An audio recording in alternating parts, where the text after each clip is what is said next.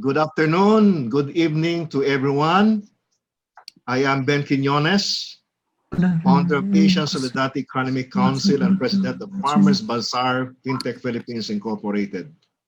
On behalf of Asian Solidarity Economic Council, I would like to welcome everyone to the open space on social inclusion and social protection. And I'd like to greet personally our longtime friends in Latin America, Europe, our international partners, panelists, and moderators who are here today. Welcome to our former colleagues in the Alliance for a Responsible, Plural, and Solidarity-Based Economy, Marcos Arruda from Brazil. I've seen him. Welcome. Eloisa Primavera from Argentina, Neda Angulo from Peru, Suda Reddy, India, Flordelis Castelo Copino, Philippines, Risa Primahindra from Indonesia.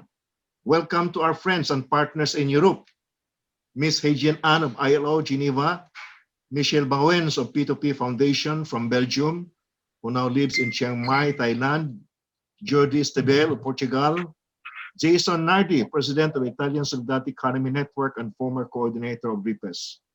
Welcome to RIPES, represented by a joint coordinator, Mr. Shigeru Tanaka, to the International Cooperative Alliance Asia Pacific, represented by Regional Director Balo Iyer and Ms. Simrin Singh, to Synergia Institute, represented by the co-founders Michael Lewis and John Ristakis, to the Association of Asian Confederation of Credit Unions, represented by its CEO, Ms. Elenita Sanroque, and former CEO, our good friend Ranjit Hitiarachi, and to Korea Social Enterprise Promotion Agency, represented by Ms. Jia Seo. Welcome to our panelists, Kumar Loganathan, ASEPA of India, Dr. Eri Trinorini, Binasodaya of Indonesia, Dr. Muhammad Yusuf Kasim from Commonwealth Network for People-Centered Development in Malaysia, Bola Bataray, community-based forestry advocate and organizer of SSE Network in Nepal, and Rolando Victoria from the ASCII Group of Companies in the Philippines. Welcome to our very own chairman of ASEC, Dr. Dinison Jayasoria, and to our dynamic women moderators, Dr. Natalie Verceles and Dr. Ichel Tongson. And welcome to our ASEC members, partners, and friends from India, Indonesia, Japan, Korea, Malaysia, Nepal, Pakistan, Philippines, Sri Lanka, and Thailand, as well as guests from other organizations and countries, which I may not have mentioned. We are grateful for your participation in this meeting, and we value your contributions to the discussions. Today's session is devoted to a review of country experiences on social inclusion and social protection. In Asia, as it is in many parts of the world, the vast majority of people are marginalized and with little or no social protection under an economic system that prioritizes profits over people and planet. The result is disempowerment of the people who languish under a culture of impotency, inequality, and poverty, and the reduced ability of the government to respond to the needs of the people. The country experiences to be presented later will deal with three issues. First, what is the most important problem confronting your country or society at present, which contribute to social exclusion? Second, what does social inclusion, social protection policies, programs, good or bad, being done by the government in your country to promote or address the problem? And third, what is your organization doing to promote social inclusion, social protection? We do not stop us at describing the situation because the country experiences will describe the situation, but we don't stop there. On May 21, 2 days from now, we will have another meeting to discuss how to synergize collaboration among our various organizations in crafting and executing strategies for a real alternative to the status quo. I will provide more information in the May 21 Zoom meeting during the closing session today.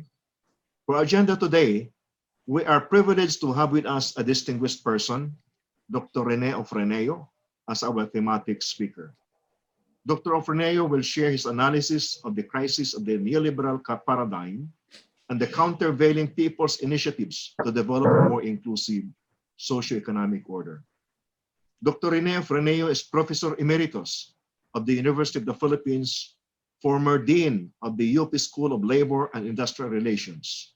He is author of the book Green Jobs, Green Skills in a Brown Philippine Economy, published in 2012, which was used as the reference in the drafting of the Green Jobs Act of 2016. Currently, he is the president of the Freedom from Debt Coalition and the president of the Integrated Rural Development Foundation. Friends, ladies and gentlemen, let us welcome Dr. Rene Ofreneo. Dr. Rene, please. Okay, good morning, good afternoon, good evening, whatever is the situation there in your respective countries, morning, afternoon, or evening. I understand we are airing this program across the globe. Muchas gracias, Dr. Benny, for that generous introduction. And thank you also to Dr. Denison for asking me to re-echo what I presented earlier in an earlier webinar about the development framework. Can I share the screen? Well, can you see this, friends? Hello? Yes, we can see it. Yes, We yes. can see it. Yes, I can see it. But let me see how to, it should be from the beginning. Now, this is just a short one. Okay, let me, and how do we put it at the beginning? Anyway, yes. People say that, I-kiss mo na lang to, Sarah. Alin? You click the slideshow. Yung sign na Click i-kiss. the slideshow. But I don't see the slideshow here. Eh. Yeah, you just click the On the slideshow. left margin. Where is the? Well, maybe I just continue because we're short of time. But you can see this. Yeah, the idea is to highlight the people's solidarity as the alternative to recovery, because governments this day are talking a lot about recovery, resilience, survival, and so on. Now let me start with the number one lesson that we have learned from this pandemic: health for all. The health of one depends on the health of all. The health of one country depends on the health of all countries. And that's what we're seeing now in relation to some problems in South Asia and also here in Southeast Asia. And yet, the above lesson is ignored for what by many people, especially by those who possess the technology over the so-called vaccine. You have vaccine nationalism, and then the wealthy in all countries, they're getting treated first. They don't seem to realize or give importance to the fact that everybody should be treated equally. And what we see in many Asian countries, token survival assistance is given to the poor, health, food, especially the jobless. Sometimes social amelioration or social assistance is given only one time or on a very limited basis. Let me see. Here, well, it's difficult. Anyway, let me continue. Survival of working people in COVID times. Here's the report of ILO for Asia.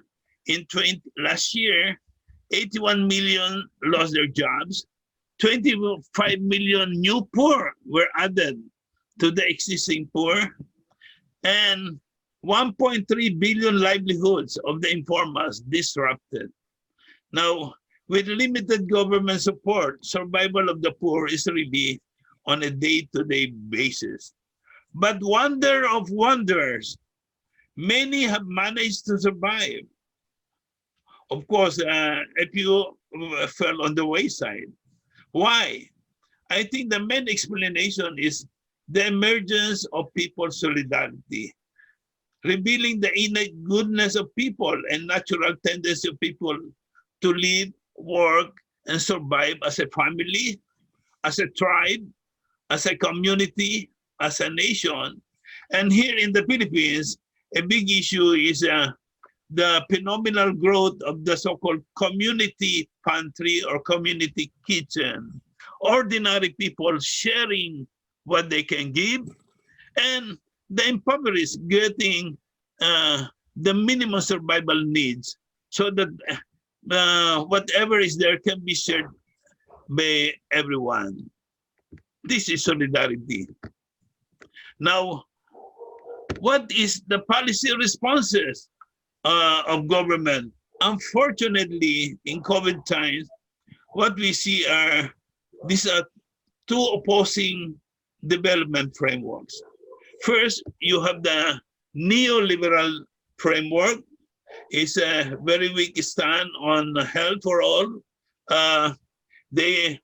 You see, surprisingly, they still insist on debt normality, debt service. They still the privatization of health public services. They still defend this, and most of them, the economic planners, are thinking of going back to the old normal, business as usual. But what is the old normal or the business as usual? Before COVID, Asia is on track to miss all the 17 sustainable development goals as monitored by UNDP, by ESCAP, Economic and Social Commission for Asia Pacific. Why? Because you see, they're always talking of growth, growth, growth. It's trickle down economics without attending to the issue of equality, of inclusion. So on the other hand, we are pushing for solidarity framework. We emphasize the importance of family and community. It blends individual and collective interests, people sharing whatever they can to support survival of all, search for new platforms of growth in a collective way, and developing holistic community resilience. I think a number of these approaches will be shared by our friends. Now let me go to the next. So inequality and neoliberalism in Asia, this is ruling Asia. The top 1% of the population monopolize 25% of the GDP. And I think I will not go into the details, but you see, this is happening all over, almost in all the Asian countries. Meanwhile, neoliberal policies are in place. You have this fundamentalism, still worshiping on the altar of free trade. We just concluded a agricultural summit here in the Philippines, and the solution of the economic technocrats is more economic fundamentalism. They have forgotten that they have to put the farmer at the center of farming resurgence. Now, let me show you some questionable response to COVID by some Asian governments. You have this top-down militaristic police approach with an organized medical response. Good examples of this are India, Indonesia, and Philippines. And here, these three countries are the champions in COVID infection in Asia. And what has happened? You have flattened economy, flattened jobs, flattened livelihoods, and you have minimal social protection for the vulnerables, weak, underfunded, and exclusionary. And usually, in giving social amelioration, the people or families with no permanent addresses, the mobile workers, ambulant workers, the migrant workers, especially construction workers, they are not listed, they're not in the registry. And in the meantime, you have a problem about the public health system, weak or missing. So the challenge, I'm now going to the ending, the challenge really is to build recovery resilience by putting people at the center. The slogan of many government technocrats, build back better, is contradicted by their call for a return to the old normal or the business as usual, because as I said, it means a continuity of inequality. You have also this austerity related to debt service, public health care undeveloped, and hunger facing the many. What we need is a people-centered recovery, resilience, a whole of society approach, and all-out participation of the people in addressing health, economic, and social problems facing its country. So we are pushing for solidarity economy and social movement for change. So that's why we are saying economic in this AEPF, ASEAN, Europe, Economic Forum, economic solidarity as promoted by ASEC can serve as the alternative pathway on how this can be achieved. Grassroots-based recovery resiliency based on mobilization of people and communities. Is this doable? This is exactly what Roosevelt did in the 1930s with this New Deal, recognizing labor rights, but at the same time, mobilizing the people, the workers in support of jobs for the jobless. And you have the green jobs, millions of jobs. And then this is also what the 1978 Alma-Ata Declaration of the World Health Organization is saying.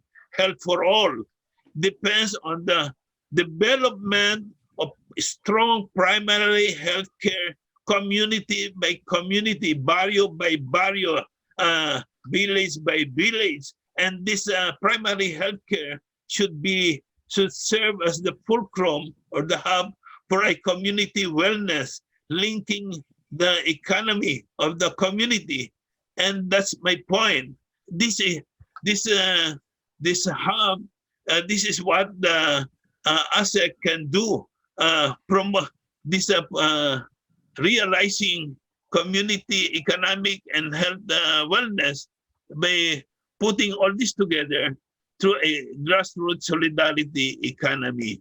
And for lack of a better term, I would like to call this people's stimulus. Can you imagine, friends, if this initiative of ASEC becomes nationwide, Asia-wide, and worldwide, we shall have, ironically, a better world in COVID and post-COVID era. Thank you. Good morning, good afternoon, good evening. Thank you, Dr. Rene. This is a very concise and really substantive presentation of the current situation, analysis of the current situation, and also the way forward that we can consider in our deliberations. I have been, friends with Dr. Rene since our college days, and we share, the same perspective of really booting the local economy because this is where the people really have the initiative and they are the ones that really power the local economies. So with this, I would like to remind everybody that you can put your questions to Dr. Rene on the chat box because we will come back to that during the open forum.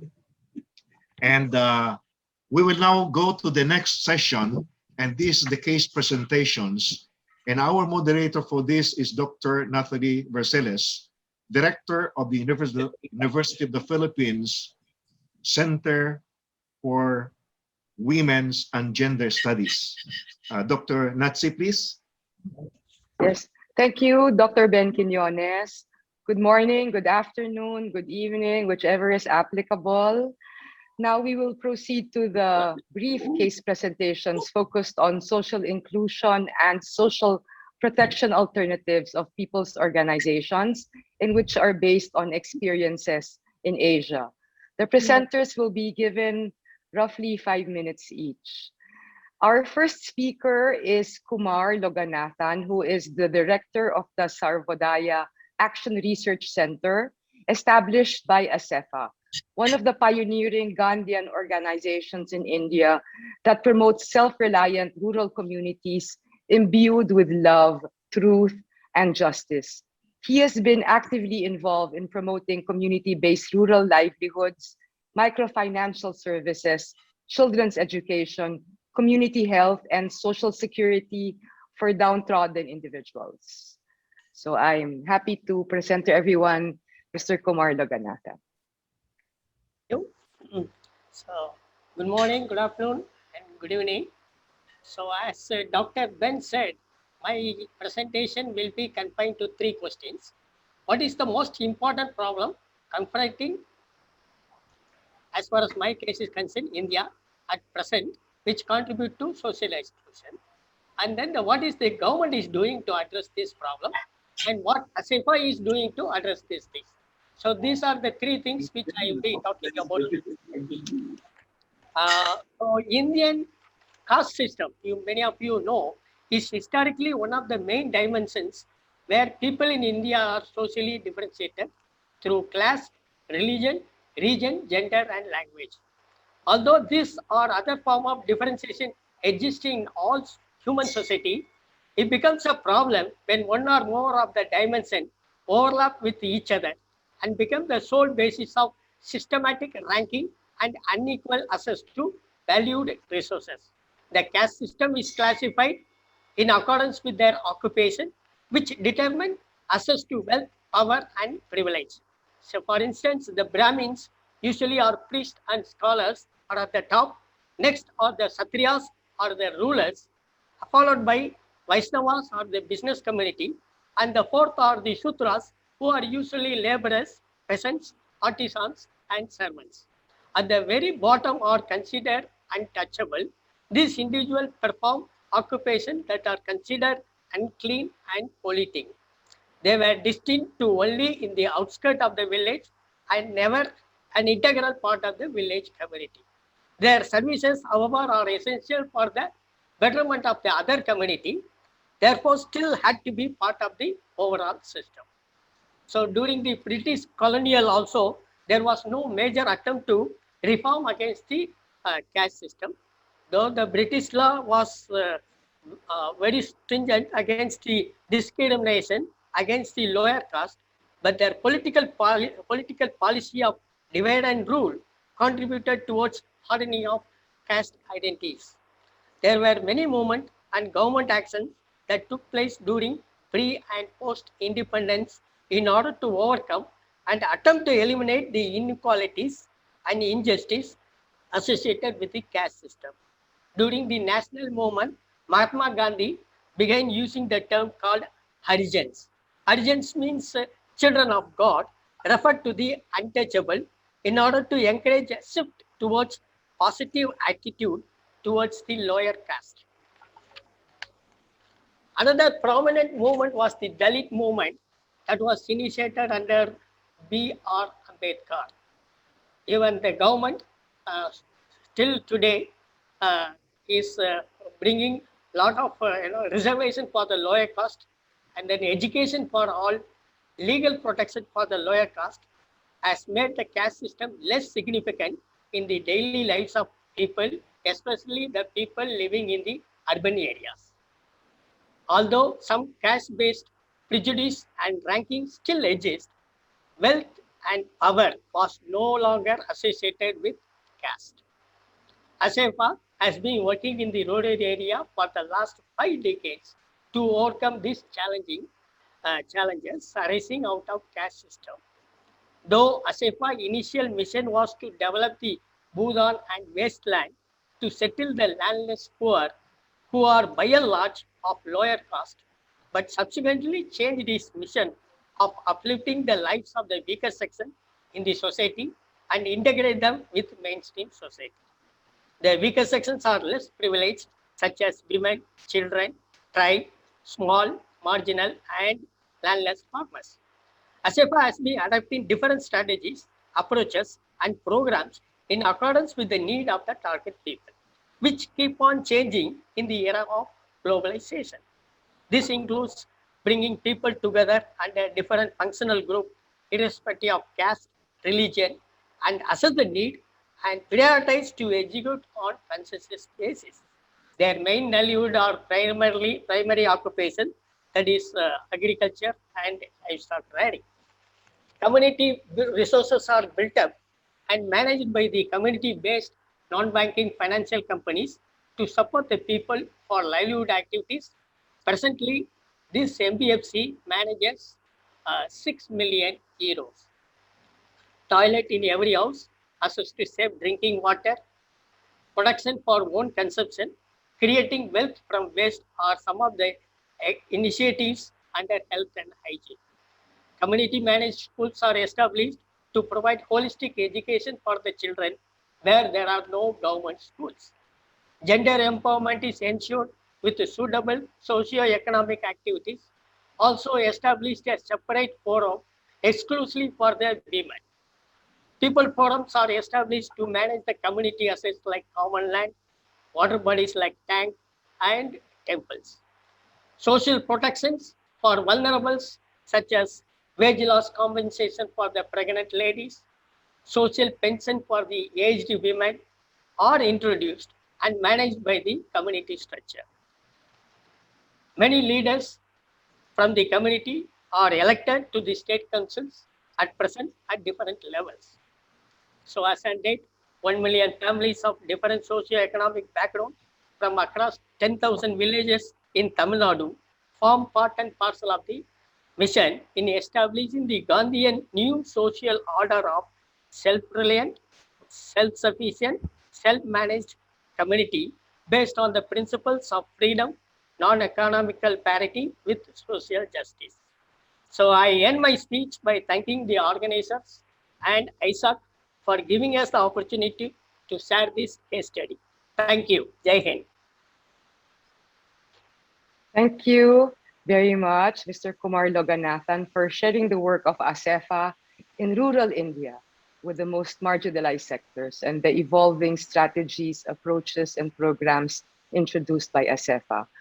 Our second speaker is Dr. Eri Trinurini Adi, who is a board member of the Bina Swadaya Foundation. She serves concurrently as board member of the Asian Solidarity Economy Council and also as board member of RIPES. She has worked as planning, monitoring, and evaluation manager of the Partnership for Governance Reform in Indonesia. So let's all welcome Dr. Eri Trinurini Adi. Thank you, Natalie, for the introductions. Dear ladies and gentlemen, so good morning, good afternoon, and good evening according to your time zone. So these presentations, I would like to underline the term of the building resilient community in Bogor municipality through the community urban farming. So that means I would like to bring the case study in certain cities where I living there. This is the Bogor. So this presentations is prepared together, collaborations between Bina Swadaya Foundations and the Bogor Municipality Government. Some of them are as well attended so this meeting. I welcome to Mr. Rudy and Ibu Irma, and thank you for your participations. Bogor. Bogor, Indonesia is a city in south of Jakarta on Java Island, set against the volcanic backdrop of Mount Salak. The city frequent rain is the ideal for the thousands of plant species in the Bogor Botanical Garden, which is founded in the 1817 by the Dutch colonial government. The closeness of the city to the capital city of Jakarta has set out Bogor as the supporting area of the megapolitan Jakarta. The COVID-19 pandemic has assaulted not only the society's health system, but also the country economics and the social system. With the populations of 1 million people, the most important problems confronted by the Bogor municipality during the pandemic were inadequate health service facilities, food securities, and loss of jobs. The government statistics show that the percentage of the poor impacted by the pandemic is increased. Although 58% of the populations have not lost their jobs, but their income is smaller. More people from the informal sector, such as laborers, drivers, helpers, and freelancers, are adversely impacted by this pandemic. The pandemic, however, has prompted the government to focus on development for the local community. To respond to the pandemic, the Bogor municipal government, with the support from the Bogor University, farmer groups, and development NGO like the Bina Swadaya, has created a program we call it Bogor Urban Farming. This program is aimed to strengthen the food security and effective utility of the household garden, park, and unused land, as well build an integrated agricultural ecosystem in this city. As an outcome, the program is expected to improve the quality of life of the people, reduce the number of jobless, and created job opportunities in the agribusiness. This program has successfully transformed the unused land owned by the private and the government units into a productive land. It covers not only the agriculture sector, but as well the fishery and animal husbandry. The urban gardening is carried out by the community farmers group, most of which are female farmers group. There are now about 222 farmers group, which consists of 82 adult farmers group, 100 and more female groups, and 9 from the youth. The existence of the farmer groups is spreading in all urban administrations unit in the city. That means in all area of the cities are now active with the urban gardening. Most of them do not look like the traditional farmers commonly found in the rural area, but they engage in the gardening and agriculture both as a hobby and business enterprises. In the program, the government agriculture extensions provides seeds in the preliminary stage and then engage in capacity building and assist the farmer groups in doing the organic farming. Targeting the female groups seems effective in building the people awareness on healthy lifestyle and ecological farming.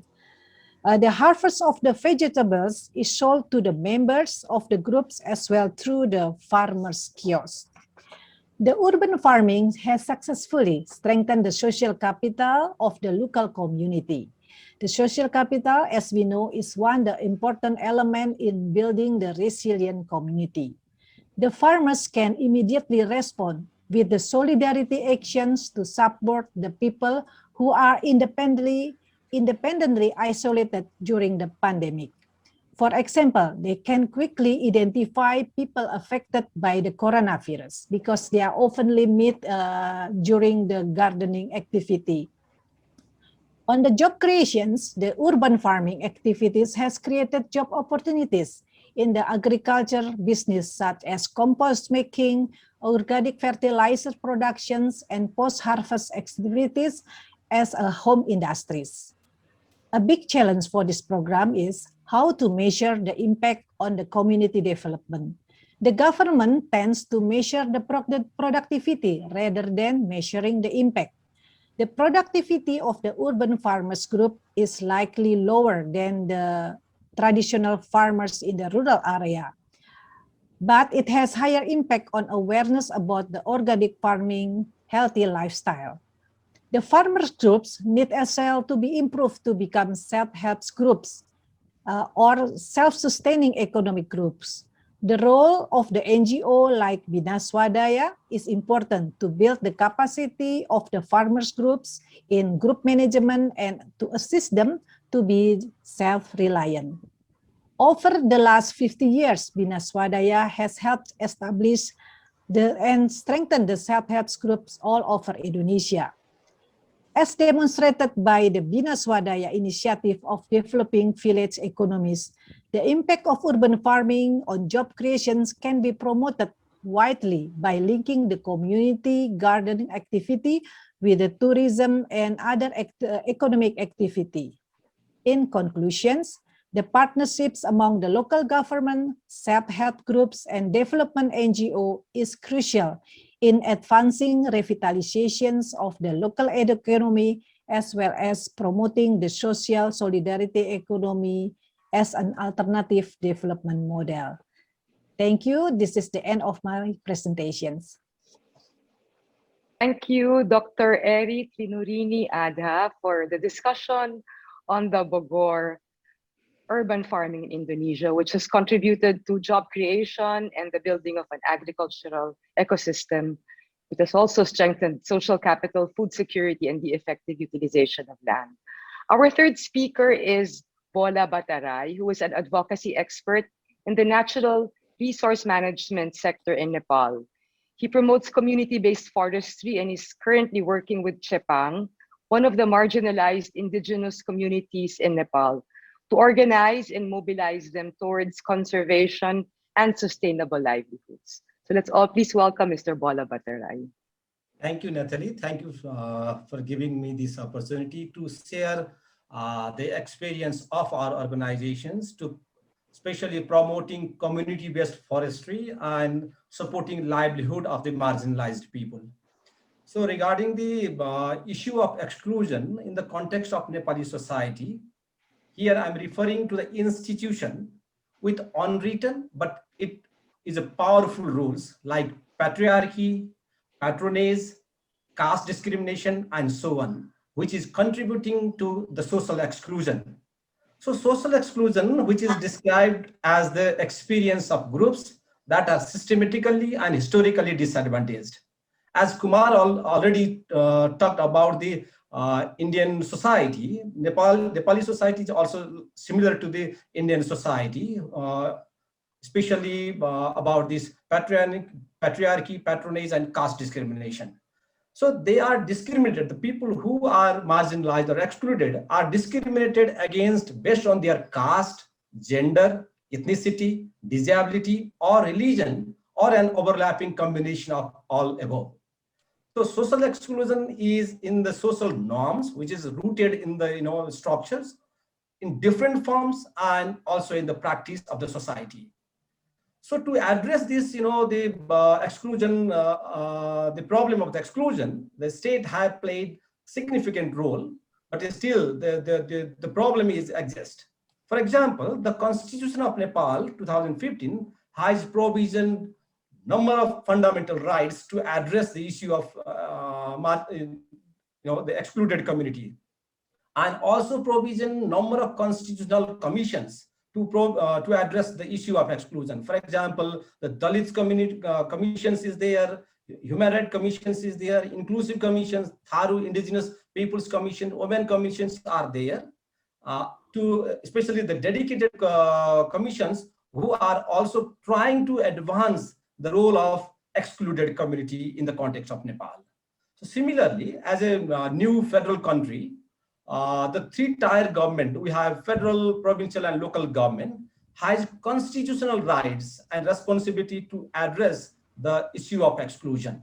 So for example, in local government level, we have Local Government Operational Act 2017, which is also provided sufficient rights and responsibilities to 753 local government, municipal government to address the issue of excluded communities. So regarding the forestry sectors, when I'm talking about forestry sector, we have forest policy, forest law, which are opening space for inclusion. Now more than 25,000 forest user groups. It means that forest user groups are the groups, the grassroots level groups, the institution who are protecting, managing, and utilizing forest resources nearby their village.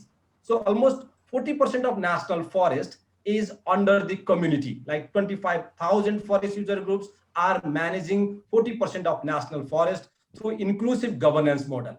Here, when I talk about the inclusive governance model, all the people who are there nearby the forest have rights and the duties to protect, manage, and utilize forest resources without getting any restriction from any agency, including government.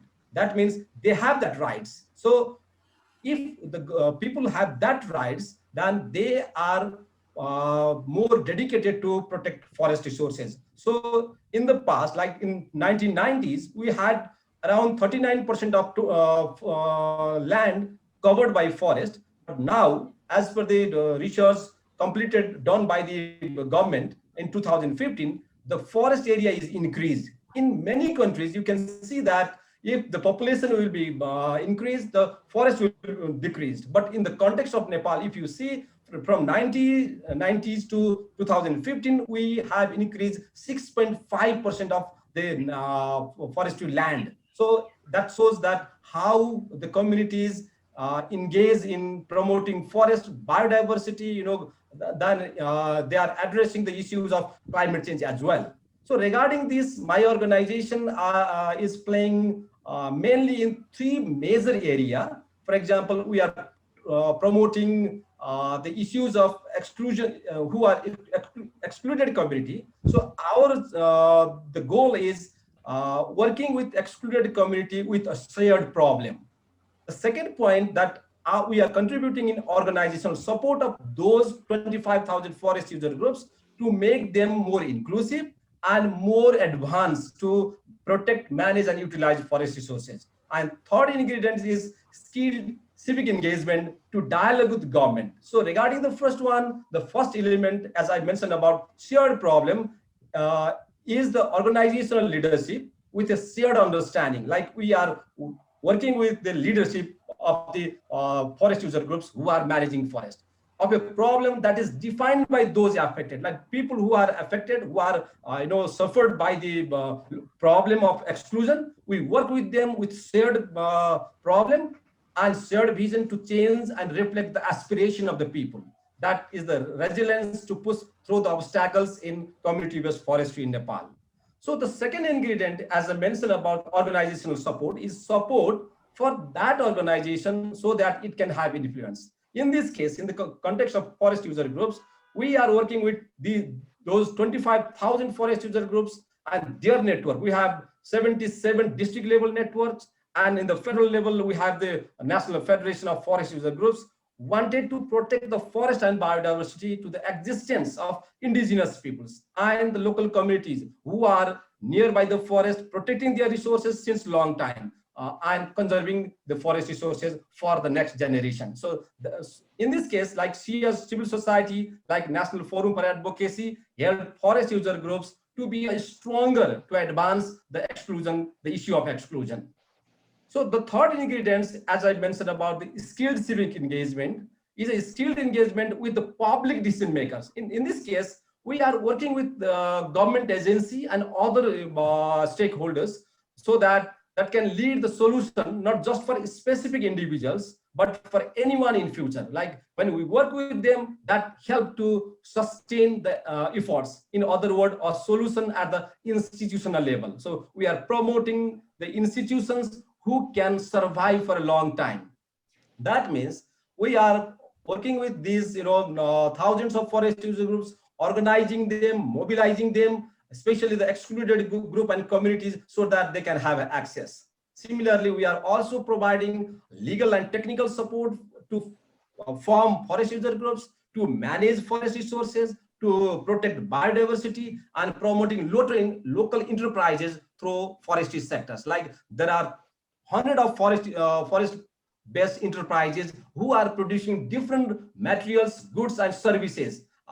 Then they are earning very good money as well. So that is contributing for the livelihood through forestry. So income generation activity and also land management, creating green jobs are the very strong part of the forest user groups. So civil society, like our organization, is also advocating for the inclusive and participatory policy making process at different level. Like in the community level, we are supporting, facilitating, and advocating to make an inclusive governance model within community forest user groups.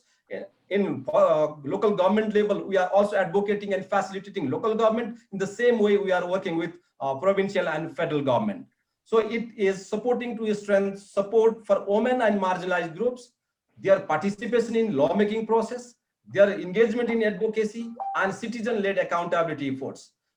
The civil society, including National Forum for Advocacy, will continue to prioritize marginalized people's participation and their perspective, elevate their voice and concern in all different project intervention, and empower them by improving their access to information and knowledge. So these are the very brief experiences from Nepal, where the community forestry is known as one of the best sustainable for grassroots organizations protecting forest and livelihood of the marginalized people. So thank you so much for your time. Thank you.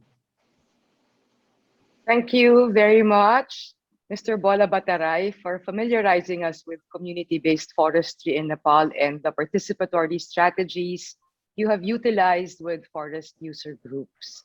Our fourth speaker is Dr. Maud Yusof Kasim, who is the chairperson of the Commonwealth Network for People-Centered Development in Malaysia. He served in the past as Director General of the Cooperative College of Malaysia and as faculty member of University Utara, Malaysia. Let's please welcome Dr. Maud Yusof Kasim.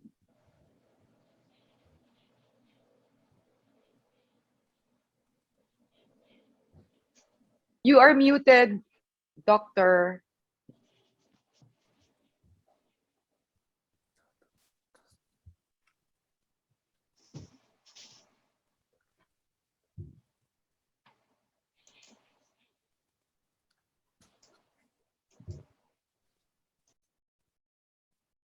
You are muted, sorry.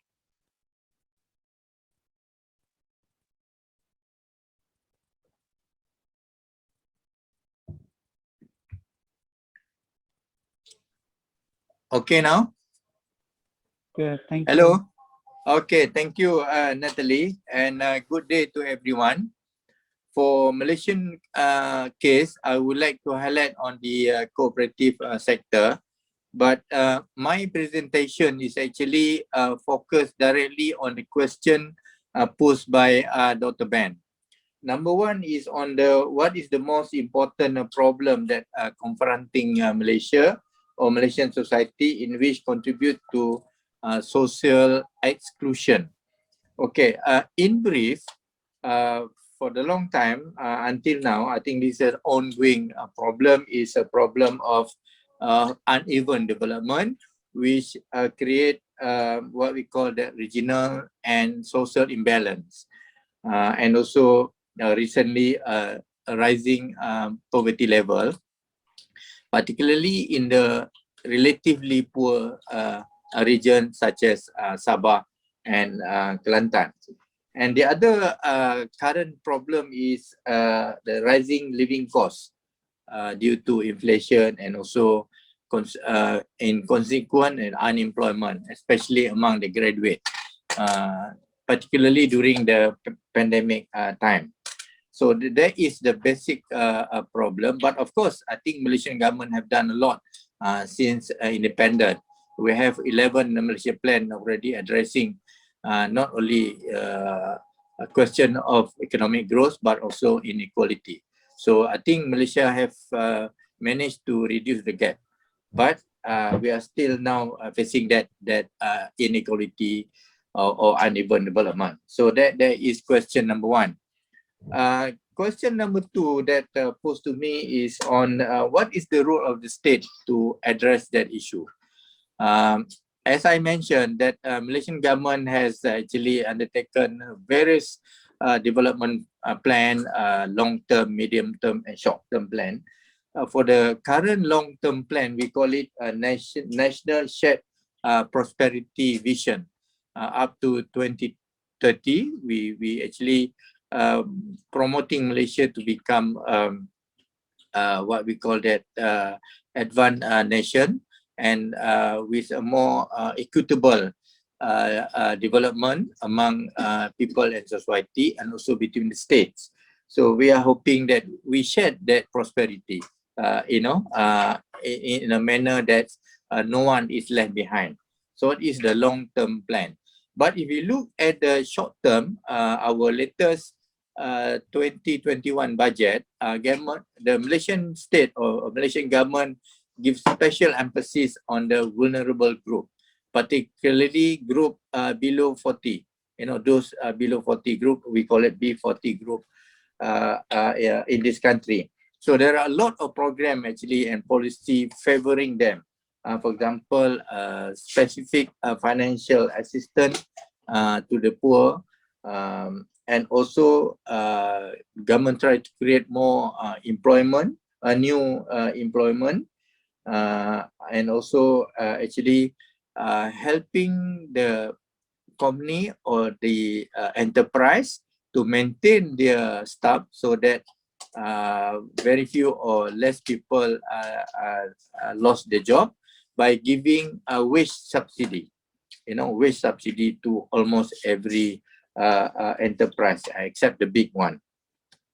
And then also incentive for industry to maintain and sustain their business or their enterprise. And also government try to create a new job, and quite important program also is a skill and reskilling program, particularly those who have actually lost their job.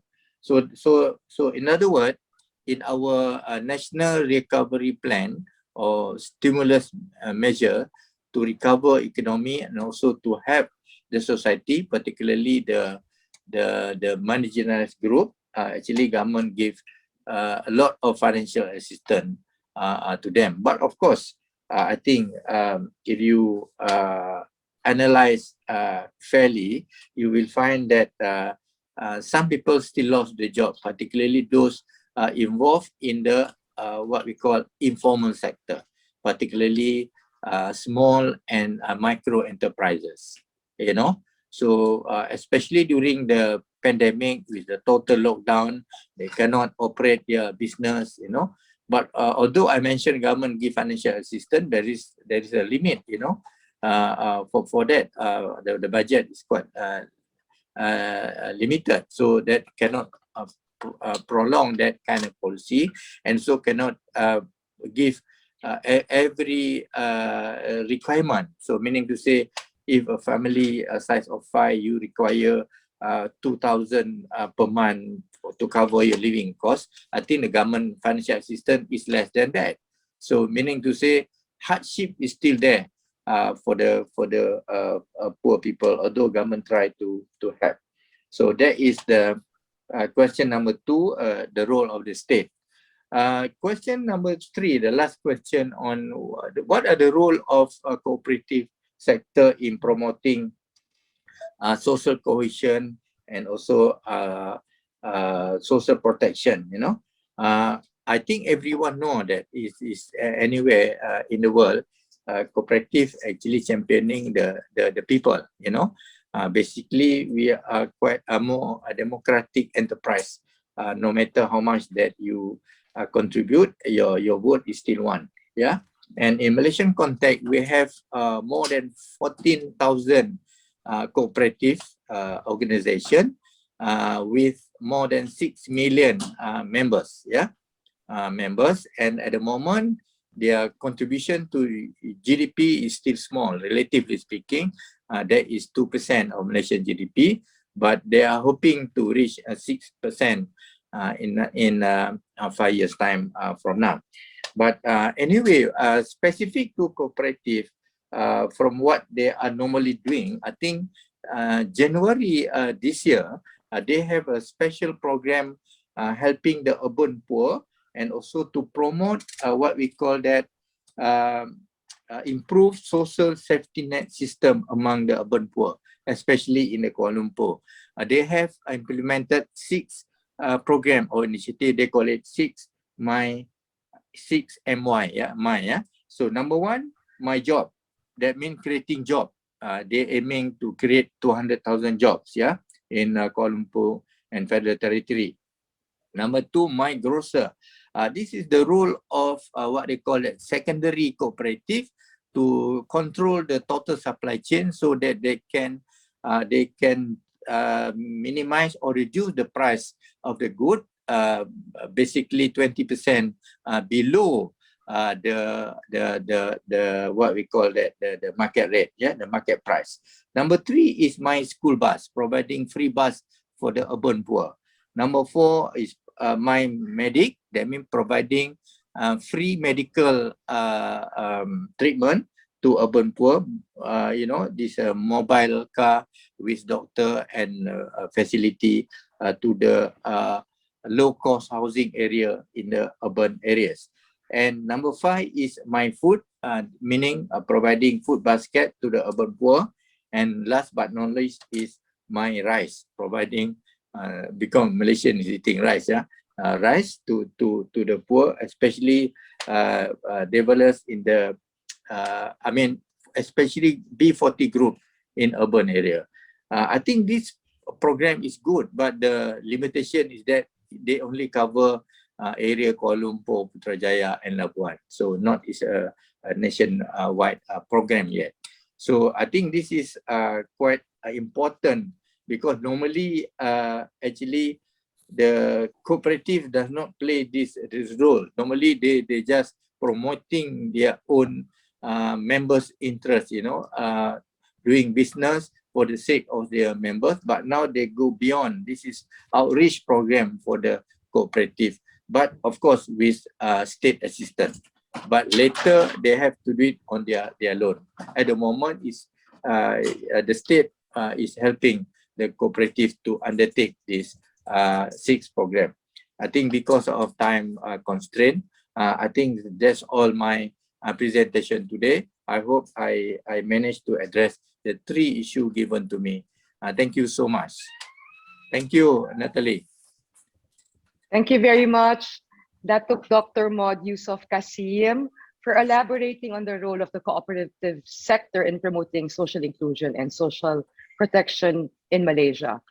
Our fifth and last speaker for the case presentations portion of our program is Mr. Rolando Victoria, who is the founding executive director of Alalay sa Kaunlaran Inc.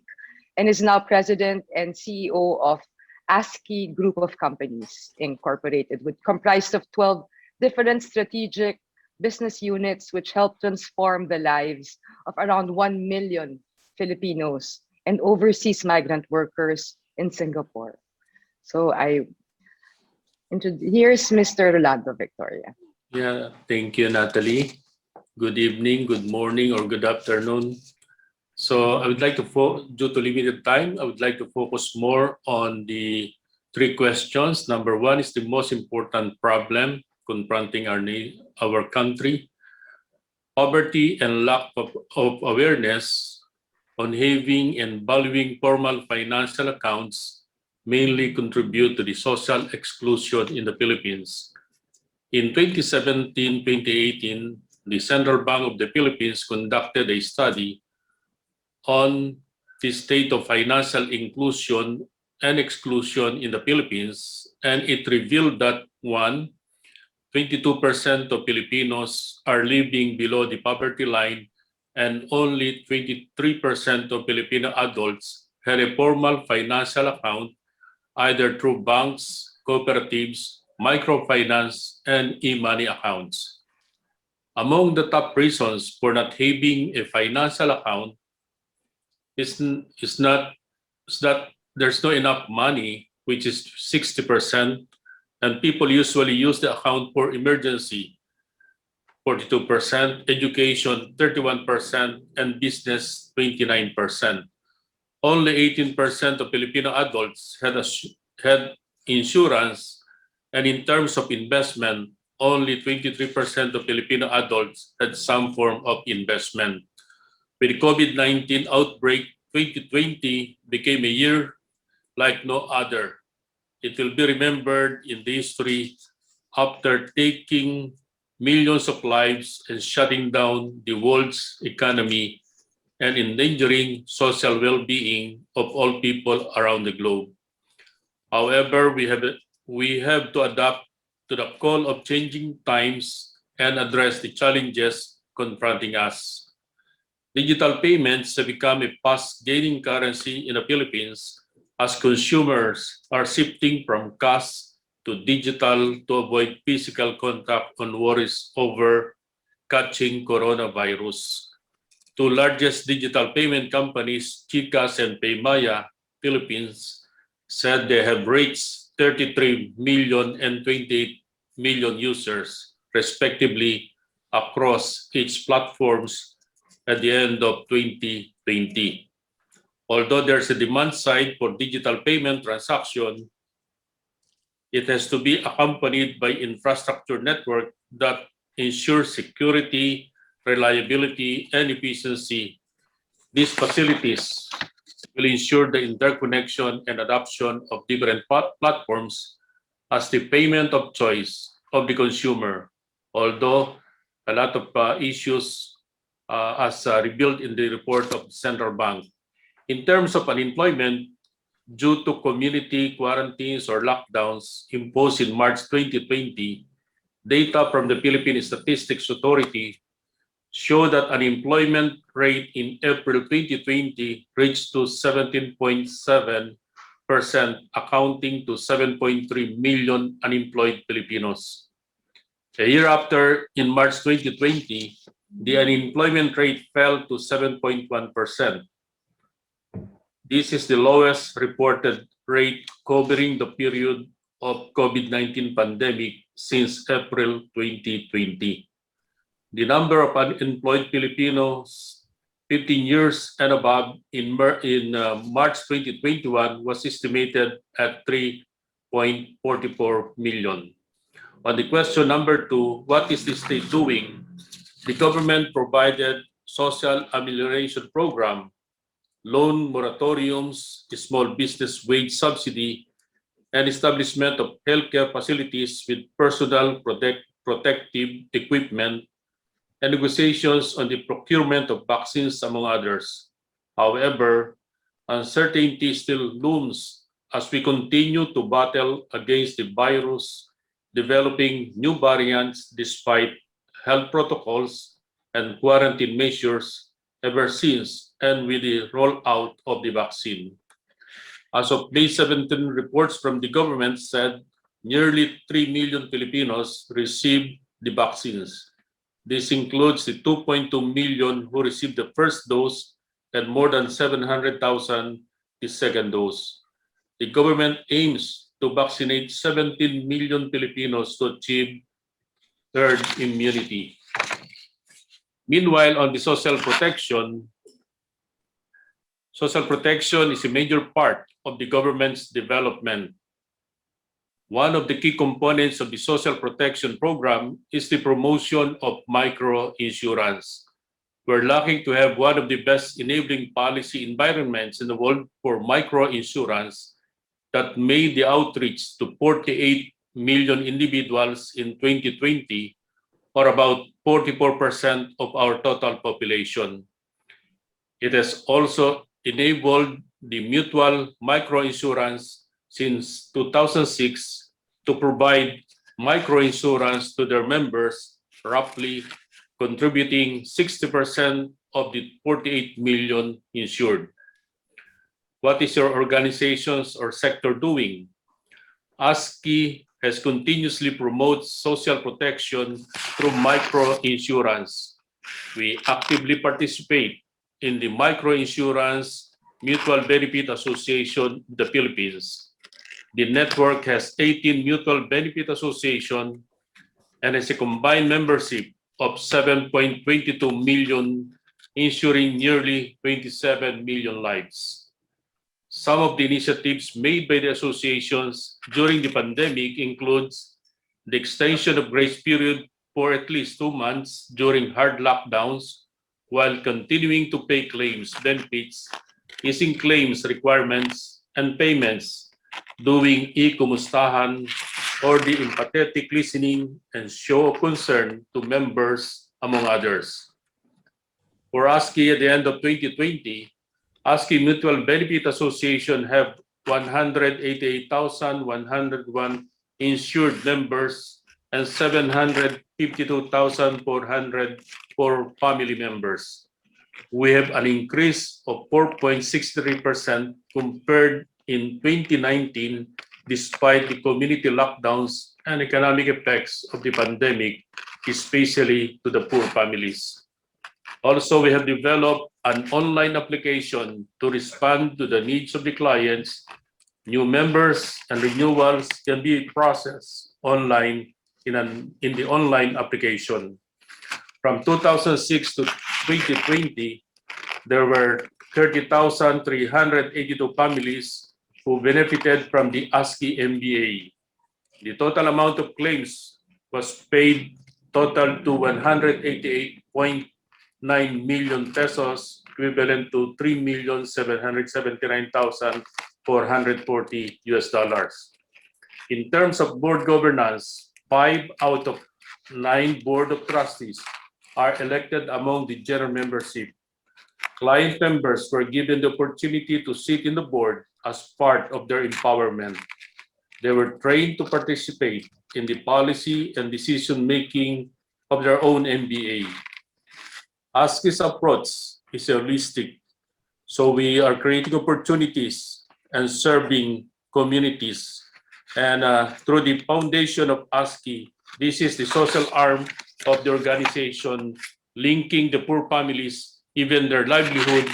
The farmers are organized through solidarity economy in the community. We believe that public, private, and people partnerships are crucial, especially during these unprecedented times. Our local and international partners, both from the government and the private sectors like Land Bank of the Philippines, Small Business Corporation, Agricultural Credit Policy Council, Coca-Cola Philippines, to name a few, provided with the necessary support to help our women micro-entrepreneurs get back on their feet after the impact brought by COVID-19. At the end of the day, even in the midst of loss, uncertainty, and suffering, I'm confident that we will heal and recover as one if we will work as one to create a just and caring, sustainable communities. Thank you very much. Thank you very much, Mr. Rolando Victoria, for sharing with us the various initiatives of ASCII, especially those that respond to the needs that have arisen as a result of the COVID-19 pandemic. That ends our case presentations. Before we proceed to the next part of the program, I would like to promote an online training entitled Engendering Social Solidarity Economy, which is a collaboration between the University of the Philippines Center for Women's and Gender Studies, UN Women, We Empower Asia, and the Asian Solidarity Economy Council. The training aims to ensure that a gender perspective is integrated in the praxis of the social solidarity economy and will be from June 15 to July 30. The deadline of applications is on May 22. This is just the pilot run, and we are planning to conduct the training again. Before we move to the open forum, I was instructed to request everyone to please turn on your videos so we can have some photographs taken. Chandra, I did not forget.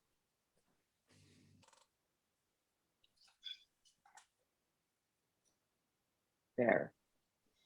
And Chandra will be the one to take the photos. Chandra, do you want to count before you take the photos? Yeah, I'm waiting for everyone to turn on their video first. Maybe, but I will take some pictures while waiting for the others. Okay. So, yeah, just you can continue your explanation about the program. No, I'm finished. Oh, I'm going to introduce Dr. Tongson now. Okay, so just take the photos quickly because we're running over time. Okay, and I think you can do the introduction while we are. Okay. Okay, I'll do that. And Okay. now to moderate, but I'll be talking while you're taking the photo, Chandra. Okay, just take. I have I have taken it actually. Okay. And now to moderate the open forum, I turn over the screen to Dr. Chel Tongson, who is the Deputy Director for Training, Outreach and Extension of the University of the Philippines, Center for Women's and Gender Studies. Thank you very much. Yeah, thank you very much, Dr. Natsi, for the introduction. Mabuhay and greetings from Manila, Philippines. Good evening, good afternoon, and good morning to everyone. Thank you very much to our panelists. You have provided us hope that indeed, in our own little and big ways, we can make a difference and contribute in making our world a better place. I will be your moderator for the open forum, and participants are encouraged to type their comments and questions in the chat box. Kindly state your comments in a brief and clear manner, and also identify to whom the question is directed. We have 10 minutes for this open forum. So I can see some hands raised, but I encourage you to type your questions or comments in the chat box, and I will be the one to read your comments. Anyone from our audience? We have 90 participants now all over the world. That's a good job for organizing this particular webinar. Shall I believe you have speakers, early actors? No, but the program says there is a short open forum after the 5 panelists. Okay. And then there will be another open forum after the reactors. We have 3 reactors. So it's from Tanvir Ahmad Khan. Thanks, Kumar Loganathan, for knowing, for throwing light on caste discrimination against the weaker sections. I want to know how you see the intersectionality of caste and gender in the Indian society during the pandemic. Also, you highlighted the role of community in promoting inclusion. However, there are several reports like Indian Exclusion reports of 2019, which shows exclusion is increasing day by day against margin communities in India. Dr. Kumar, would you like to answer or comment? Thank you, Tanvir Ahmad Khan, for your good question. You say that I want to know how do you see the intersectional of caste and gender in India during this pandemic. So there is no change at all.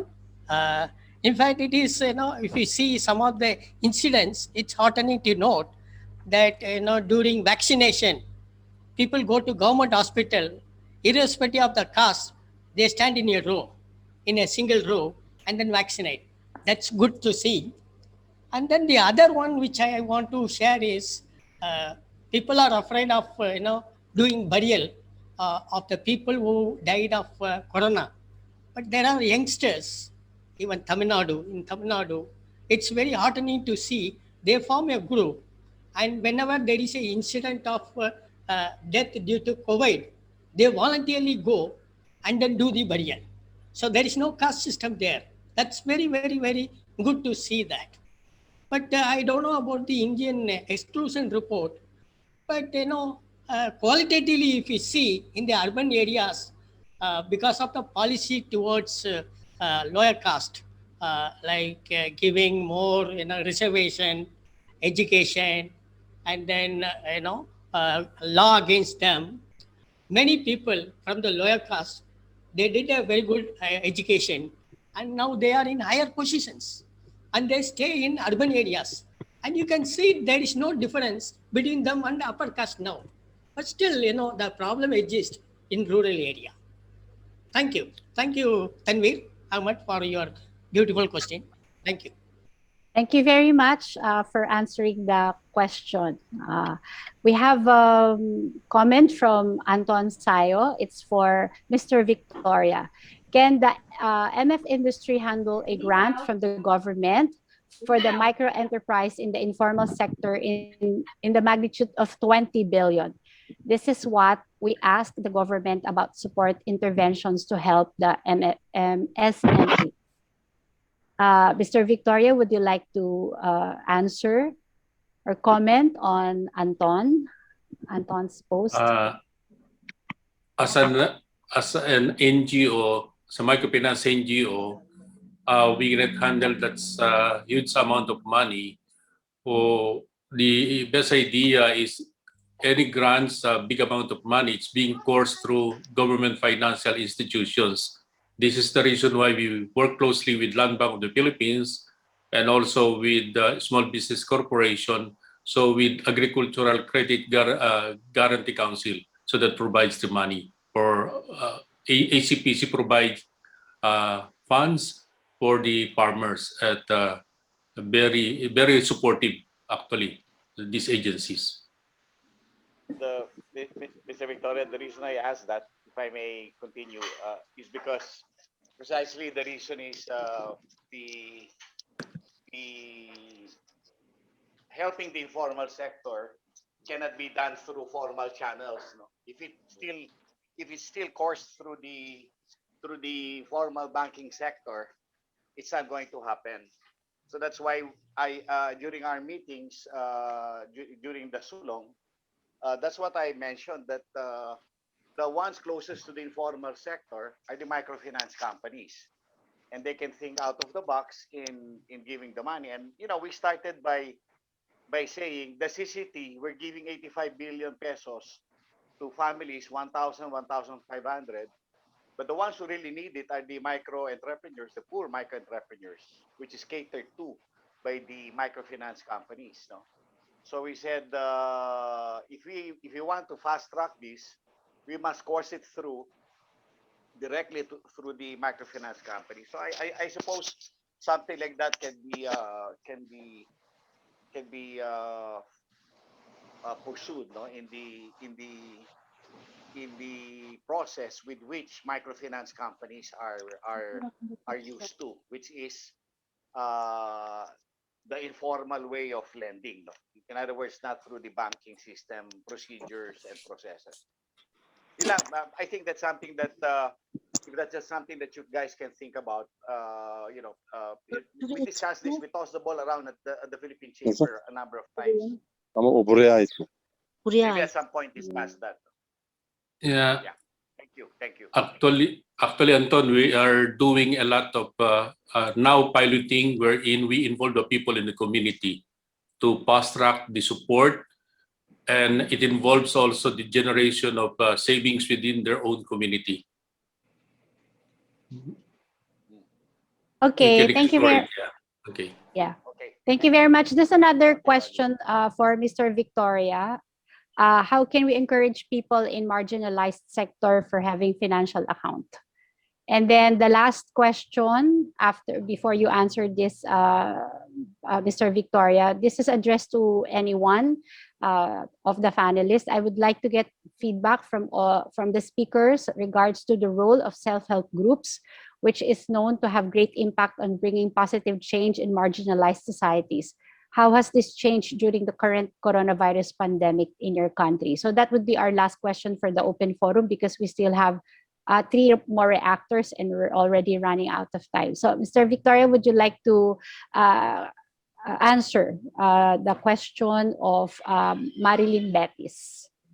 Actually, as part of our strategy, since in areas of operation that we have, so you can see a lot of lockdown. So our idea right now is to make use of the technology, digital platform. So we have what we call ASCII Barya Card or ACAS, where people can also make their own deposit. And we are also training our clients in the community. They can do the cash in, cash out in those communities. And it's really bringing the services closer to the people using the digital platform. Okay, thank you very much for your answer, Mr. Victoria. How about the other panelists? There's a question about self-help groups.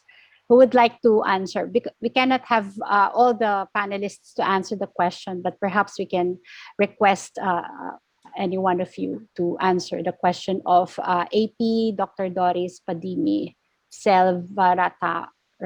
Sorry for mispronouncing your surname. Can I share my experience from Nepal? Okay, from Nepal. Yes, sir. The role of self-help group. For example, the community forest user groups are also like a self-help group who are helping each other.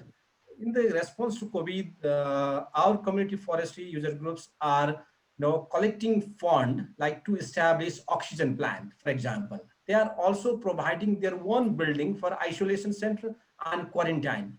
They are also providing the help desk services all over the country.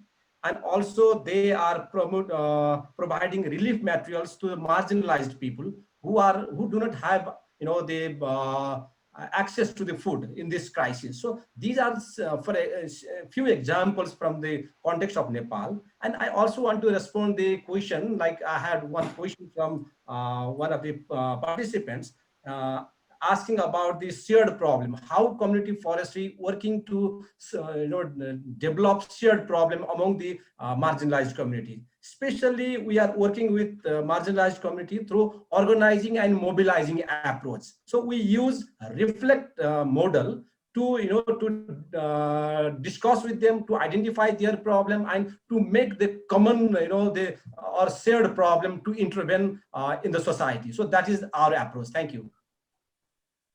Okay, thank you very much for your answer. So there's no more time for the open forum.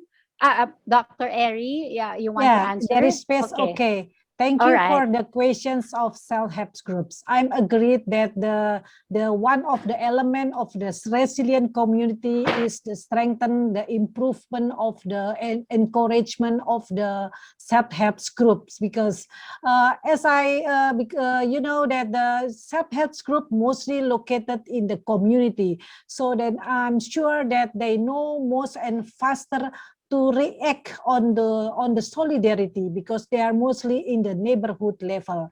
As I told you, the case with the Bogor, through the community garden, neighborhood community garden, they will close contact to each other. So it bring the positive atmosphere, impact on the change of the marginal people. At least they try to help each other. In case of somebody attacked by the coronavirus, they will help each other by supporting with the food, with the meals, and so on. So I think this is through the self-help group, the community are tightened. So the trust is already there and can be improved. And this is one of the important ingredients for the solidarity. So I think this is all the government and private sector should help each other to encourage the improvement of self-help groups by trying to integrating the self-help groups activity with the formal sector, like try to channeling their self-help groups with the market, with the local economy sector. So that means the self-help groups does not only resulted the stronger trust and social capital, but as well can monetize to more better economy of themselves as well. So this is HL my contribution. Thank you.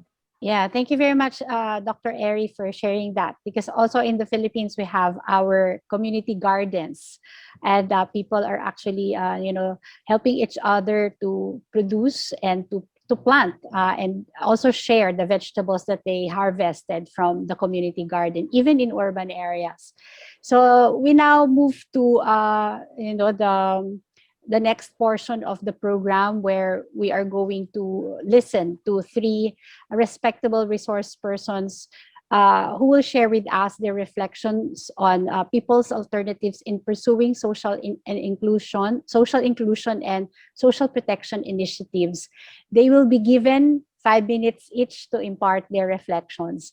We will be strict with the time this time, no? And I hope that you'll be able to deliver your points in 5 minutes. The first reactor for today is from New Delhi, India. Balasubramanian Balu Iyer is the Regional Director of the International Cooperative Alliance, or ICA Asia Pacific, which is based in New Delhi, India. ICA is a member-based organization with 109 cooperative members from 32 countries. ICA advances the cooperative social enterprise model and provides a global voice and forum to cooperatives. Take it away, Balu. Thank you very much, Doctor. And it's a delight for me to join you all for this ASEC open space. And thank you very much for inviting ICAP to be part of this. Established in 1895, the ICA is the body which represents cooperatives. The ICA is a member-based organization which unites, promotes, and develops cooperatives worldwide. Cooperatives are central to social development as they provide a model for social inclusion and to confront the growing inequalities in the world. This is because cooperatives look beyond the bottom line. They have a social mission to enhance not only the livelihoods of their members, but also the communities that surround them. An earlier speaker in the country presentation had said that cooperatives look at their member interest. That's right. But then one of the cooperative principles is also the concern for the community. So it's not just limited to members, but trying to see how the communities around them can benefit. Cooperatives with their values and principles embody an economic model that empowers the marginalized, promotes social inclusion, while at the same time, they remaining a viable enterprise, business enterprise. And that's where the beauty of cooperatives is. It's a self-generating, that you need to be an ongoing business while you look at the concern of the community and of your members. And many cooperatives are formed in response to crisis in which the poor and vulnerable are the worst hit, and where victims have few alternatives to helping themselves. So cooperatives provide sustainability and stability. The country presentations which we just heard touched upon the values and principles which are central to cooperatives. ASEFA in India has reached 1 million families by establishing a new social order of self-reliant, self-sufficient, and self-managed communities based on the principles of freedom, non-economical parity with social justice. Similarly, in Indonesia, the emphasis on building capacity of female farmers group for them to become self-reliant and self-sustaining economic groups. In Nepal, NAFAN is working to elevate the voices of marginalized communities and empowering them to access information and knowledge. And as in Malaysia, we saw the role of cooperative sectors in promoting social inclusion and protection by implementing the 6M Malaysia program initiatives. And in the Philippines, social protection is being promoted through the microinsurance mutual benefit association. Let me add a few other sectors where cooperatives play an important role. Agriculture is one. Across the region, Asia Pacific region in particular, you find an abundance of agriculture cooperatives. There are more than 500 million smallholder farms worldwide, and these small farms produce about 80% of food consumption in the Asia Pacific, Sub-Saharan Africa. However, these producers face gaps. They have limited access to formal borrowing, continuous fragmentation of land ownership, have to face the effects of climate change, and the younger generation who migrate to large urban centers instead of continuing work in family farms. So farmers, organizations, cooperatives help in consolidation of producers and farmer groups, which can help them provide long-term financing, improve their infrastructure, help achieve larger production volumes, and leverage their negotiation power. Another area where cooperatives promote social inclusion is in housing. Housing cooperatives are a tool for an inclusive society, bringing together people from diverse income, race, ability, and disability. Cooperative housings provide benefits to its members, reducing the depth of poverty, increasing the physical, material, and emotional health, and catalyzing social integration, in turn leading to greater social capital and creating safer communities. And the third area, which I'd like to highlight, is in relation to inequality. And this is where the worker cooperatives and social cooperatives come into play. One of the greatest problems facing societies today which is undermining effort to create a truly inclusive societies. And from all the presentation that we heard, we are trying to create a more equal, inclusive society. But the widening inequality, and some of the numbers were quoted by our keynote speaker, about one person having more than 96% of the wealth in the world. So in order to create, we need to address inequalities, as inequality not only in the distribution of wealth, but it also prevents people from attaining their potential while living a life with freedom and dignity. Unequal access to employment, education, health services, and social protection reinforce the deepening inequalities. So workers and social cooperatives are fighting these causes of inequalities by providing fair wages for employees and creating opportunities for disadvantaged people. And in the presentation that we heard from the keynote and others, the prevalence economic doctrine recognizes investor-owned business as the dominant model of enterprise. And this presents a challenge for alternatives and more sustainable economic models. So I think what we need to do is to promote, as we've seen through the presentation, the alternatives, to say that there are other models. It's not just the investor-owned business. That's the only model which is out there. So cooperatives, in order to do that, we need an enabling environment, an enabling legislation, technical assistance, and access to credit to be able to deliver on social inclusion and protection. Let me end with a quote from the former UN Secretary General Ban Ki-moon. He said, as member-owned, member-run, and member-serving businesses, cooperatives can put social justice and equity at the heart of economic progress while helping to ensure that the production and provision of goods and services matches the needs and aspirations of communities. So thank you very much for inviting the ICA to be part of this open space. And I look forward to our engagement today and on the 21st. Thank you very much. Thank you very much, Mr. Iyer. And then for our next speaker, we would like to call John Restakis.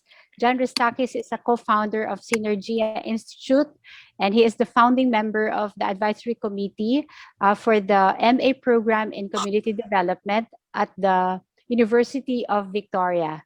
And he was also co-founder and coordinator of the Bologna Summer Program for Cooperative Studies at the University of Bologna.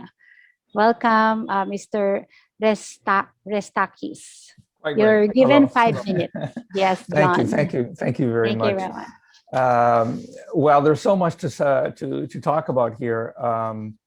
So I will just try and frame a number of key points that struck me in the course of the presentations. A lot of our presenters focused naturally on the pandemic and on the impacts the pandemic is having.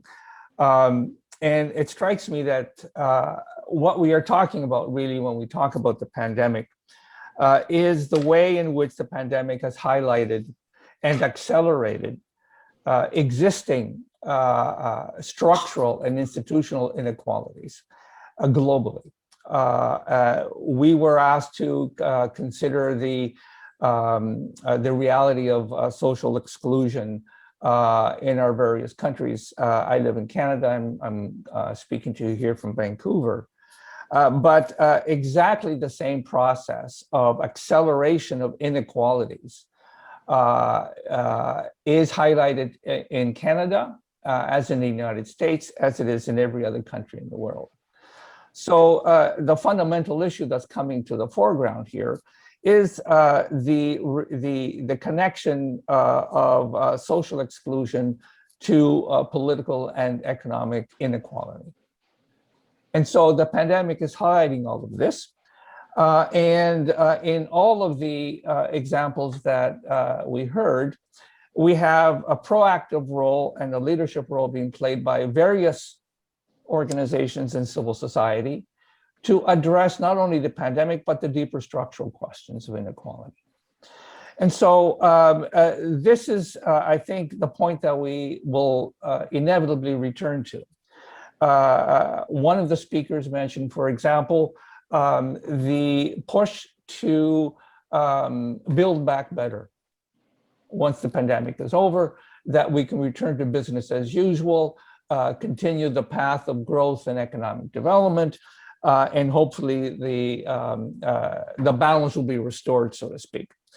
But there's a fundamental contradiction, of course, between a return to business as usual and dealing with the structural and institutional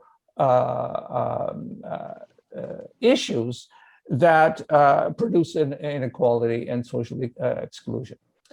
And so there are a number of points that I would just summarize from the presentations that people made, and then I will close on what Synergia Institute is doing in this context.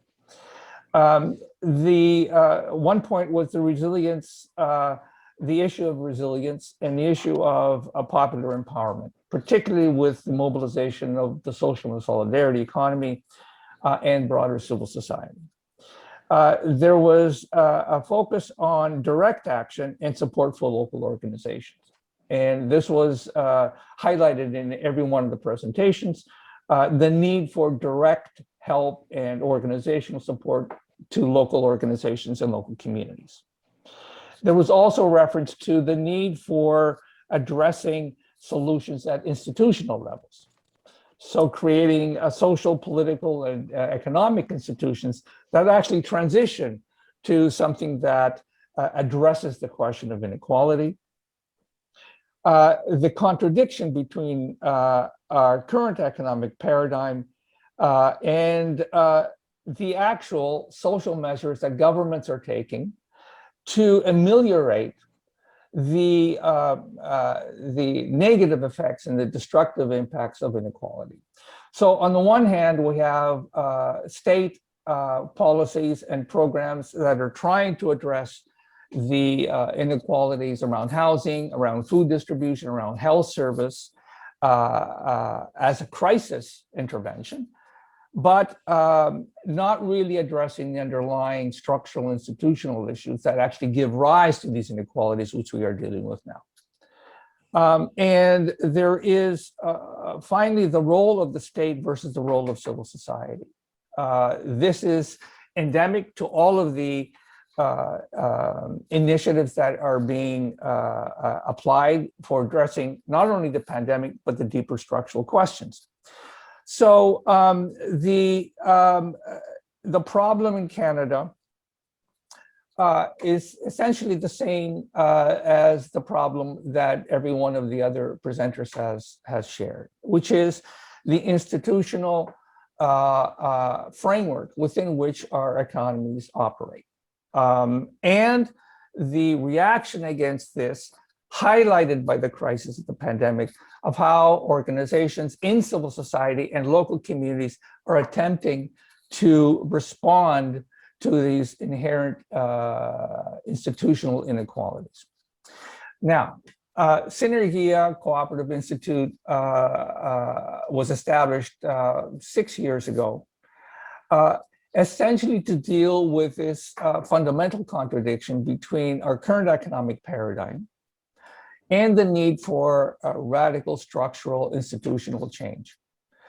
And how do we transition from the current neoliberal paradigm, which has now dominated economies around the globe, to a form of political economy that is not only more equal and more socially inclusive, but also sustainable in the context of global warming.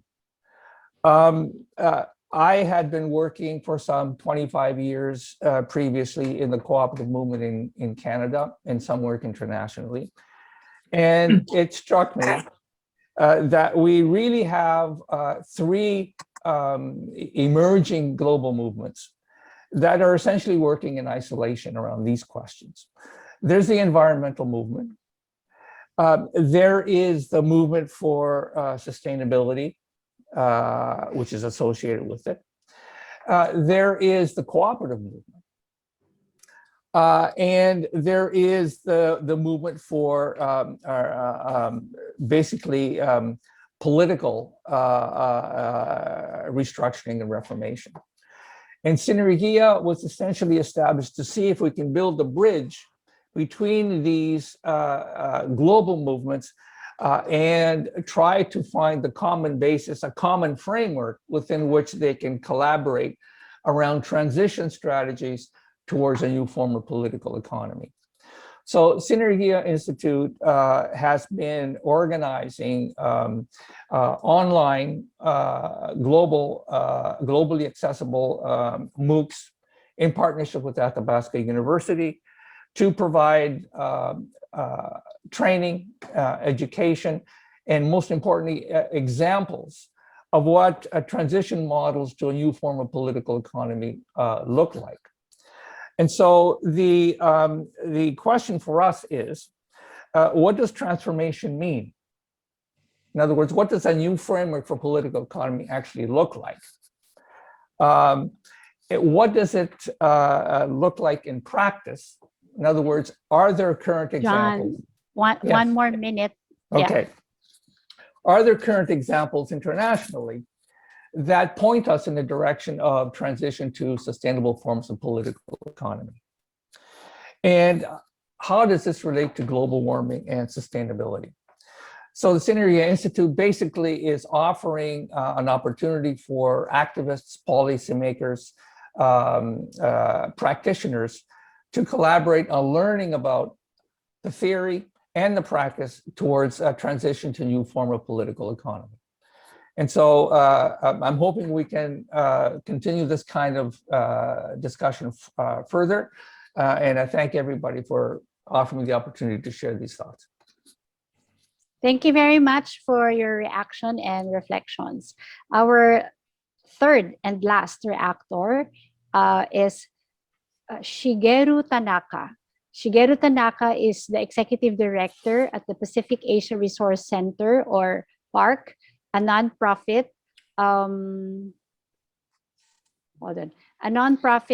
think tank based in Tokyo. He serves concurrently as Joint Coordinator of RIPES, the Intercontinental Network for the Promotion of Social Solidarity Economy. Let us welcome Mr. Tanaka. Okay, hello. Thank you very much for this opportunity. So as I was just introduced, I am one of the joint global coordinators of RIPES, which is the Intercontinental Network for the Promotion of Social and Solidarity Economy. And RIPES is, we consider ourselves the only global network consisting of grassroots social solidarity economy practitioners in all continents except for Antarctica. We unfortunately have not been able to organize penguins despite our efforts, but we have constituencies in all other continents. And Eri and Kumar together serve on the board with me as representatives from ASEC. And in that way, many of the presenters here happen to be friends that I have known from previous conferences and or mutual participation in ASECs and or RIPES activities. And so the two other speakers have said very many positive things, and I agree with many of them. And I will just rephrase some of what has already been said, maybe with some critical questioning with the presenters. And I have the greatest confidence that my colleagues here will be able to answer them, perhaps in the nearest future, if not now, not today. But some critical perspectives on the presenters. I want to pose one question is, and it's the biggest question, is what makes your works, your individual works or networked works, different from the neoliberal solutions? So our first keynote speaker mentions the importance of deviating from the business as usual and offering a different solution to what has already been done through the neoliberal agenda previous to the COVID pandemic. So, for example, I'm not pointing fingers, but Kumar from India mentioned, for example, in one of the works that they do, offering, providing water to rural communities as an example of the accomplishments of ASEFA. Now, if I were to play the devil's advocate, the World Bank, in their pursuit of economic prosperity as measured by the dollar, also claims to offer access to water all around the world, and millions of them. And what makes that different? The World Bank hires some powerful government-affiliated contractors, goes to the villages with the heavy machinery, installs the faucets, takes some nice pictures, and then leaves. What is the difference between what they do and what ASEFA does? And I'm sure there is a difference, but we needed that to be articulated. And I trust that there is the difference, but how is a question that we need to be able to answer if we are to say we are going to make it different. We had a case on microfinance, for example, and access to finance. And where I live in Japan, we have, and as in very many countries, we have loan providers targeting low-income households. But when private banks offer these unsecured, unguaranteed loans to these households, they charge at an extensively high annual rate of interest. And I'm not saying that the high interest rates per se are wrong, that they are sometimes needed in order to assure the existence of the loan mechanisms. But how is it different in the sense that you're providing the money and access to capital to low-income people who otherwise may not have access to that finance? So it's not the dollar amount, but I think it's the how. What makes us different, right? And to that extent, I think Ari hit a very close note when she added in her presentation and in her response about the social capital that is important with the self-help groups and at the urban gardens. So I think this part, to me, is one of the most important parts of that. And that is what is different than just providing a sack of food to these communities individually.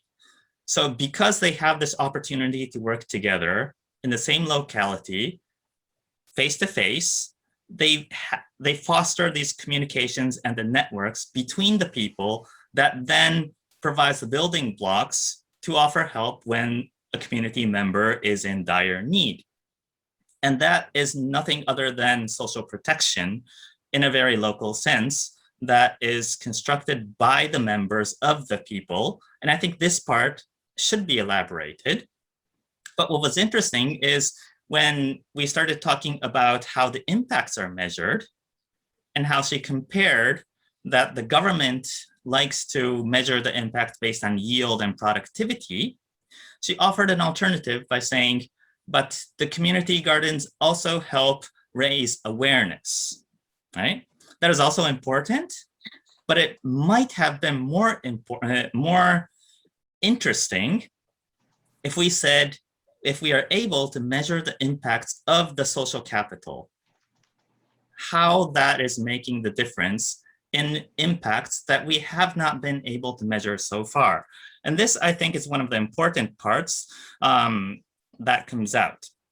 So we have these things that we know are important, like social capital. We know it when it's there. We know it when it's not there. We know the importance of it. And that's why we foster participation and inclusion. But we don't necessarily have yardsticks or scales to measure solidarity or social capital or the like. And I think many of us are trying to articulate how it is that we measure that, but that is still in very experimental stages, not only academically, but also in the practice. And I'm running out of time, so I will rush through this. And so if we go on with these examples, there's a lot more. So what is the difference between what the cooperatives are doing and what massive multinational corporations are doing in terms of CSR? There's a very big difference, but we need to be able to articulate that. But that is what the difficult part is. How do we articulate this difference and how do we show it in measurable impacts? And so what we do at REPES is that we do not necessarily have the solutions to this. We don't have this ideal scale that says, okay, if you do this, this, and this, and measure this way, you can tell your impacts of social capital accumulation. No, we don't have that, but we have allies. We have allies from all the continents except for Antarctica, and we are able to share the same challenges and share our experiments and our experiences and find mutually effective language that describes the experience in its best language. So, and we show that we are not one, but many, and we say we are not the exception, but that our very existence is the solution to the neoliberal agenda. And so today, we may not find the answers, and I'm sure we can get glimpses of them from the speakers, but we want you to also participate in the forum that ASEC is planning on Friday, where we will have a more participatory discussion forum, and where not only the speakers, but the participants can also share their experiences. So thank you on that, and I look forward to meeting all of you on Friday as well. Thanks. Thank you very much, Mr. Tanaka. We're very lucky to have very articulate reactors, and really we have time constraints. So we're not going to have any open forum anymore because we're having an overtime already by 25 minutes. So before we move to the closing sessions or closing remarks, I'm going to again show you, our project, our program with the Center for Women's and Gender Studies. Also, it's about engendering the social solidarity economy. So it's our desire to promote SSE, the UP Center for Women's and Gender Studies, in partnership with We Empower Asia and Women and Asian Solidarity Economy, or ASEC, will offer an online training program entitled Engendering Social Solidarity Economy. It's a blended online learning program from June 15 to July 30, 2021 through our Dakila, Data Knowledge and Information Launcher, the learning management system of UPCWGS. It is open to social entrepreneurs, members of cooperatives who owns or operate their own enterprises and businesses, and advocates of SSE. Gender equality advocates who want to promote sustainable livelihoods in enterprises, and business owners and entrepreneurs who would like to learn more about gender perspective in enterprise development and operations. The course is free for deserving applicants as part of our pilot offering, and certificate of participation will be provided to successful trainees. For more information, you may visit our FB page or the FB page of the Center for Women's and Gender Studies.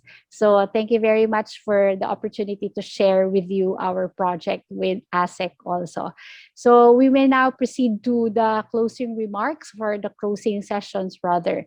And we would like to call Dr. Ben Quinones for this particular part of our webinar.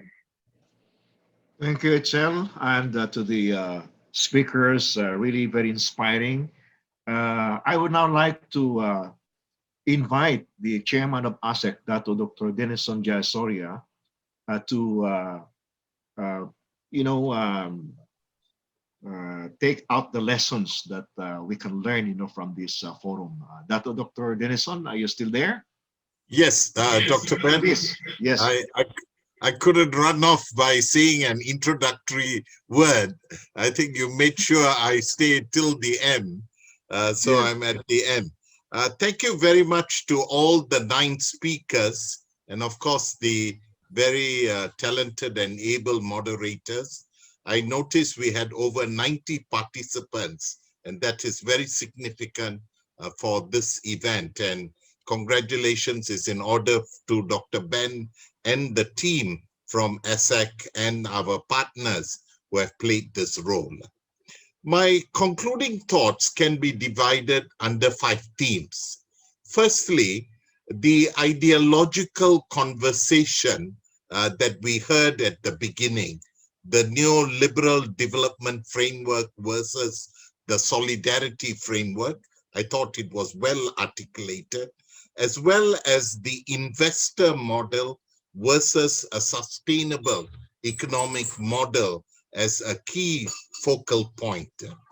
Secondly, we are looking at, in the case studies, in the discussions, to the face of exclusion experienced by communities. We heard of caste, gender, farmers and rural, forest communities, forest users groups, indigenous people, urban poor, migrants, women groups. These are the groups that from the studies showed how the neoliberal approach had alienated them. But what we have seen in very concrete terms, thirdly, are the social inclusion units. Professor Rene called it towards people's stimulus for social solidarity as well as social movements. And here we can clearly see in the initiatives, community-based initiatives, cooperatives as enterprises, community urban farms, community-based forestry, financial inclusion, micro-insurance.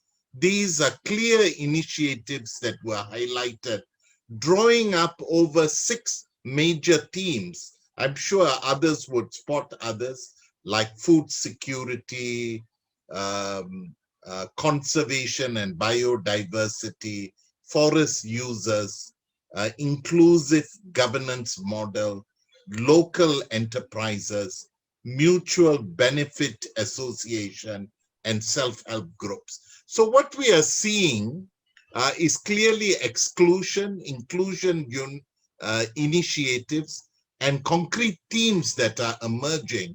And my final point centers around policies. And these policies, one very clearly that came up from Nepal is legislation and constitutional rights. In Malaysia, long-term development planning, which is far more inclusive. But we also recognize from the different speakers the need for stronger partnerships and networking among all these initiatives that we have heard of, stronger public policies directed towards this, and finally, measuring impact or measuring solidarity and social capital in a quantifiable way so as to counteract with concrete evidence and data the neoliberal, not just criticizing it or demonstrating against it, but through the initiatives showing an alternative workable models. I think it's an outstanding example of civil society, academia, partners, both regional, national, individual, who have illustrated that this is possible. And I think that would lead on to Dr. Ben's more specific directions for the way forward. So in the face of exclusion, we see clear inclusion initiatives which require further solidification or concretizing through research, documentation, and building a stronger case. Those are my thoughts, Ben, and back to you to do the final wind up. Thank you.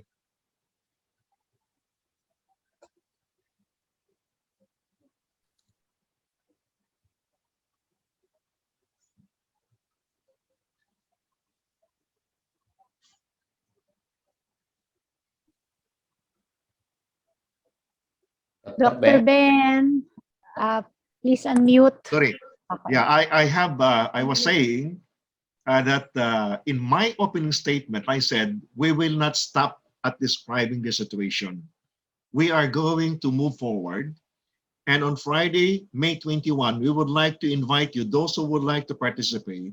We will discuss what we can do to synergize collaboration among ourselves to really build a real alternative to the status quo.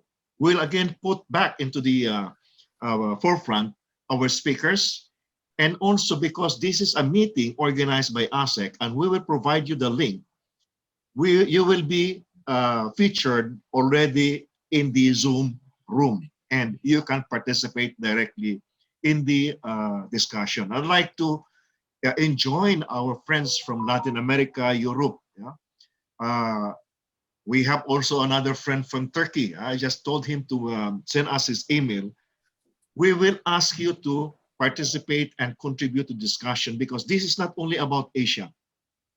We're talking about an alternative, and all our speakers were saying we need to present, a cohesive, coherent alternative, not only about stories, but really something that we can report, even to the governments, what social solidarity economy is doing at the local level. So please, if you have not yet written your email address, please do so. If not, if you don't receive an invitation, please take note of the email addresses about social media and write them to ask for invitation to the May 21 Zoom meeting. And I would like to join also our moderators, Dr. Ichel and Dr. Natsi, to participate because this Dakila platform is very similar to the platform of Synergy Institute that promotes synergy among participants, collaboration, and so forth and so on. So we will look into these platforms and see how we can make use of this, to drive the process of dialogue and cooperation between the partners in Asia and other continents. And also maybe we could bring in, in full force, the RIPES. I was talking to Shigeru about doing this at the global level with RIPES, maybe with the UN Task Force on Social Solidarity Economy and ILO. So with this note on the way forward, I'd like to thank all of you for your really active and dynamic participation. Everyone contributed, and I hope that on Friday, May 21, we will continue to share our thoughts. And even those, probably some of you who would like to share your thoughts could not do now, please come back on Friday, and we will put you in the line of speakers so that you can share what you'd like to share in terms of your ideas, experiences, and so forth. So thank you very much. And I'd like to say good evening to everyone. I hope that those who were not able to have their dinner like me will now enjoy their dinner. Thank you very much, and all the best to you. Thank you, Ben. Thank you, John, and thank you, Shigeru. My friends in Latin America, Marcos Aroda, I have not heard you, but hopefully on Friday, please come and then share your thoughts. And also from the Philippines. Thank you very much. Thank Chandra? you, everybody. Thank you. Bye. Bye. Bye.